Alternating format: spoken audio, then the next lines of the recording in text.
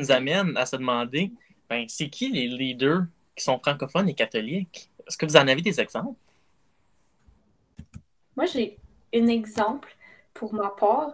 Moi, j'irais avec Catherine Levac parce que je l'ai déjà rencontrée et j'ai déjà eu la chance de jouer une partie d'improvisation avec elle parce que lorsque j'étais au pavillon il y a 2, 3 ans, j'étais dans l'équipe d'improvision. Et puis, on a joué une bonne heure, un bon 2 heures. Puis, c'était tellement... Ça m'a épaté de voir à quel point Catherine était humble et elle était vraiment chaleureuse. Pour cette heure, 2 heures-là, j'ai complètement oublié que cette personne-là était célèbre. Puis c'était juste rendu ma coéquipière, puis même comme un ami. On se parlait comme deux bons francophones. Puis ça a vraiment, tu sais, par après, tu regardes en arrière, puis tu dis, waouh, j'ai vécu ça, j'ai été capable de prendre une photo avec, puis d'avoir une conversation que tu n'aurais jamais imaginé avoir. Fait que je trouve ça vraiment le fun, son authenticité et à quel point elle est humble.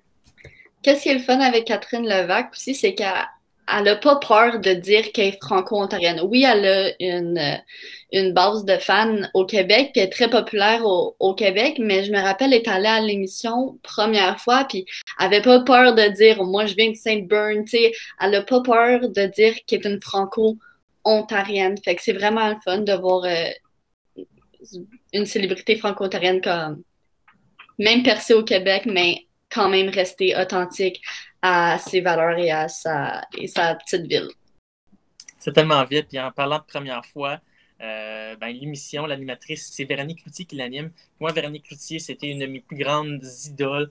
C'est quelqu'un que j'adore. Une bonne francophone. Elle n'a pas peur d'utiliser les bons termes. Elle est populaire partout au Québec, même partout au monde. En France, elle est quand même populaire. Puis elle est très, très bonne. Moi, je pense que c'est la meilleure animatrice qu'il n'y a pas. Que ce soit avec Première fois, La Fureur. Véronique, elle est fantastique. Elle nous a toujours montré que ici, c'est français et qu'elle nous donne vraiment une raison d'apprécier le français. Donc, c'est pour ça que j'aime beaucoup Véronique Cloutier.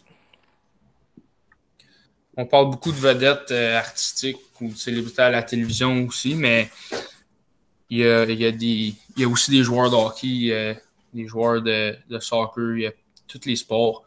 On peut en nommer quelques-uns. Si je prends par exemple le hockey avec Claude Giroux qui vient de Hearst, il est venu à l'école à Orléans, Béatrice Desloges, il a percé, il est une star dans la Ligue nationale de hockey. Puis c'est un gars là, du Nord, pas mal dans le milieu de nulle part francophone, puis il n'a jamais lâché. Il a percé.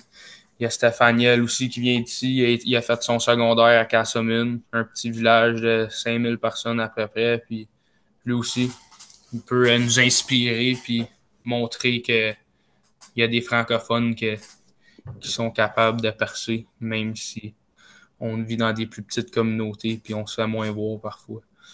Même pour ajouter ce que tu dis, Nathaniel, on a même Derek Roy, nous autres à l'escale, qu'un ancien médaillé de bronze aux Olympiques avec Équipe Canada. C'est quelque chose d'être fier. Puis un autre aussi, une autre célébrité qui représente beaucoup le français de chez nous en Ontario. Un autre qu'on n'a pas nommé encore, qui vient d'en brun, ben, c'est Pico Dagenet, qui participe aux Paralympiques. C'est vraiment le fun d'avoir des célébrités qui viennent de chez nous parce que nous, on a eu la chance de rencontrer Pico. Il venait toujours à l'école primaire faire des présentations sur sa carrière. On a aussi Valérie Grenier qui venait de Saint-Isidore, elle qui fait du ski.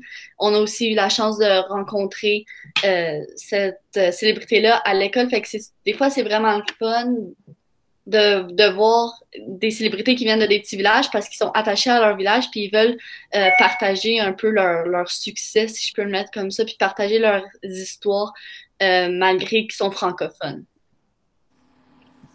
Un autre aussi. Vas-y. Okay, merci. Un autre, ça serait Amanda Simon aussi, sur le côté plus politique des choses. Elle a descendu sa chaise, puis elle a été aux manifestations pour notre langue, puis pour garder nos droits, puis je trouve que c'est une bonne modèle pour notre langue. Il est allé à l'encontre des valeurs de son parti. Oui. Il faut le faire. Oui. on parle beaucoup des célébrités, mais aussi c'est important de souligner les gens comme nos enseignants, notre famille.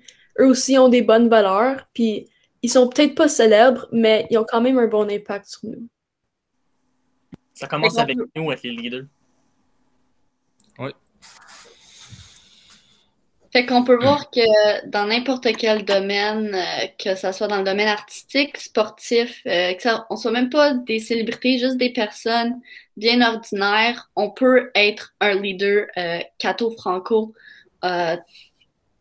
On a l'opportunité, tout le monde a l'opportunité d'influencer son entourage, que tu sois célèbre ou pas, que tu sois sportif ou pas. C'est vraiment dans la manière dont tu agis, dans la manière dont tu t'exprimes, comment tu partages tes valeurs. C'est important d'influencer ben, c'est pas important, mais tu as la chance d'influencer les gens autour de toi d'une façon positive. Puis, c'est ça. D'accord, Amélie. Donc, j'aimerais vous remercier d'avoir été à l'écoute de notre podcast. Alors, le groupe Cato Franco vous remercie énormément d'avoir pris le temps de nous écouter et on espère vous rejoindre pour une prochaine édition. Merci beaucoup.